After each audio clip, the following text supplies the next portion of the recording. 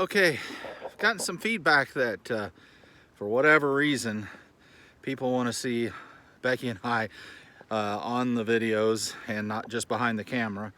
So I thought I'd come out today and do a video, whether it's a short or whether it's a little bit longer. We got our, and you can tell I've not done this much, we got all of our garlic row cover in between the rows put on, weed fabric, I guess I should say. And that'll keep us from having to maintain in between the rows. The grass gets up, yeah, you can weed eat it, you can mow it, but if it gets ahead of you, it just holds moisture and prevents airflow, and the garlic really likes its airflow. It's a brisk day today. In our greenhouse over here, it's about 80, 85. I think it's about 50 out here right now. The wind's blowing. We had a tremendous amount of rain last night, and so a lot of the drainage work that we've done in front of the greenhouse paid off. It's still a little mucky this morning, but we probably got 3 inches of rain yesterday and some pretty significant winds.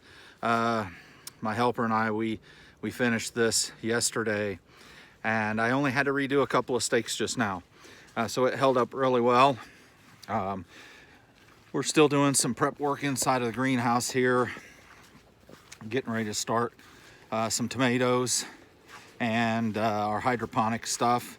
Little work left to do in here. Of course, you know, we got to finish these roll-ups, put a walk-through door, and we did a little cleanup in there yesterday. Still a lot to go, but we're making progress there. And then hopefully I won't make a video that finds me slipping in some of this muck. It's just slippery, especially in my Crocs. And so also yesterday and the day before, we worked on the tomato rows from this season, the outdoor tomatoes. One of the biggest reasons for the greenhouses is we're going to move some of it indoors, because big rains like this, yeah, you just split it.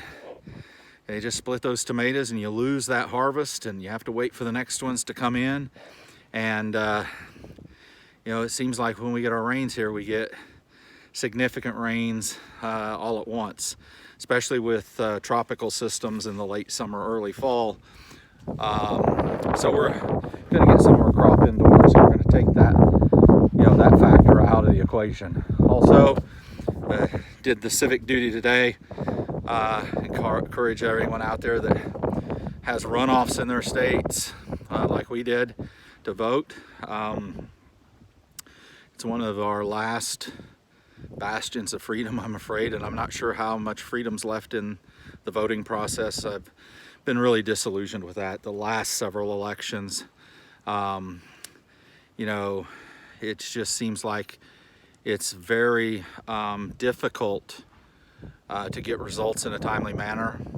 It's amazing that, you know, they can sell tickets to a $2 million lottery drawing, and the next day they know who won it. But yet, one of our most fundamental things in this country can go on for weeks and weeks, and they seem to not know. It's also interesting about all these discussions about voter suppression.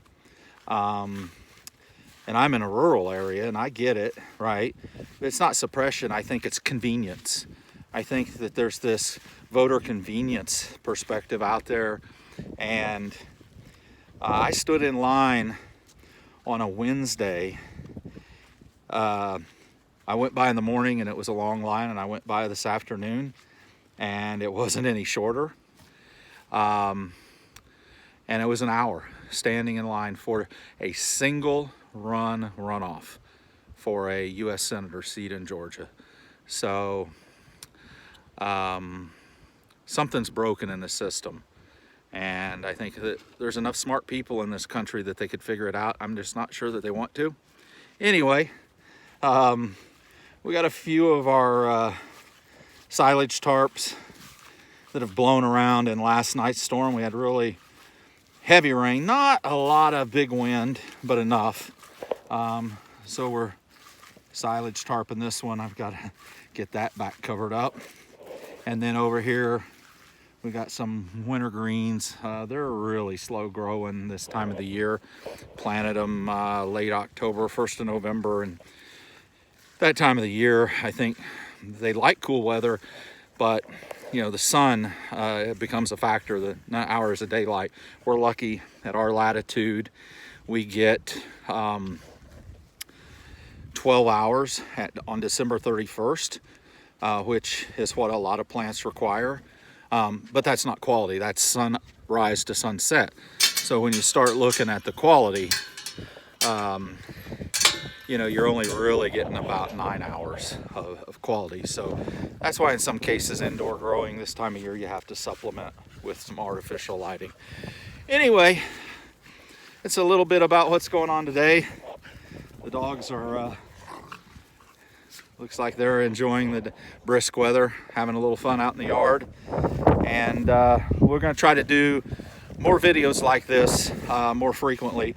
Up until this point, we've just been doing, you know, updates on projects and some of the little innovation things we try to do here to make our work a little easier. But going forward, I think we're going to try to you know, do a little bit more of just everyday stuff, and you know, try to talk to, you know, our subscribers and our audience a little more personally, I guess. I'm not sure that I'm gonna be left standing here in a moment, but they're having a good time. All right, thanks.